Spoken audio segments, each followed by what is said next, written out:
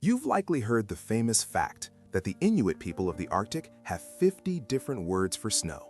It's the ultimate piece of trivia about how language shapes our reality. But what if I told you that fact isn't just a myth?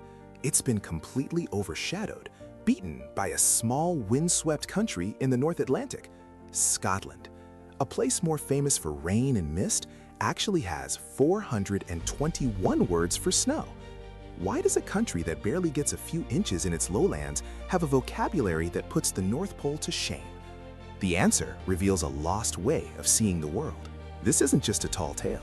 In 2015, researchers at the University of Glasgow were compiling the first ever historical thesaurus of the Scots language. They weren't hunting for a world record. They were simply mapping the soul of a language often dismissed as mere slang. But as they dug through centuries of literature and regional dialects, they found something staggering. The Scots didn't just see snow. They saw 1,000 different stories falling from the sky. They found feefle, that specific way snow swirls around a corner in the wind. They found flindrican, a slight, teasing snow shower that barely touches the ground. They cataloged spitters, small, sharp flakes of wind-driven snow. And perhaps the most haunting, snawgast, an apparition or a ghostly figure seen through the white chaos of a blizzard. To us, it's all just the white stuff. To a Scotchman 300 years ago, these weren't just synonyms, they were critical data points. To understand why, we have to look at how people lived. For centuries, Scotland was a rugged, agrarian society. If you were a shepherd in the Cairngorm Mountains, the weather wasn't a conversation starter, it was a life or death calculation.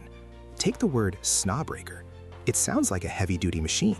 In reality, it's a word for a specific sheep, the one brave enough to break a path through deep drifts so the rest of the flock can follow and survive. If you couldn't describe the blindrift, that thick, blinding snow that steals your vision, you couldn't warn your neighbor. If you didn't know the difference between those wind-driven spitters and a snowbowder, a fine, dry, driving snow, you didn't know if your roof would hold or if your crops were doomed.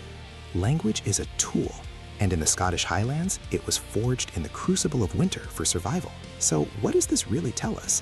It's easy to look at 421 words for snow and think it's just a quirky piece of trivia, but it's actually a mirror reflecting what we lose when language becomes standardized and simple. When we use one word for everything, the world gets a little flatter, a little less detailed. These words prove that language isn't just for describing the world we see, it determines what we are capable of seeing in the first place. The next time you look out the window at a winter storm, don't just see snow. Look closer.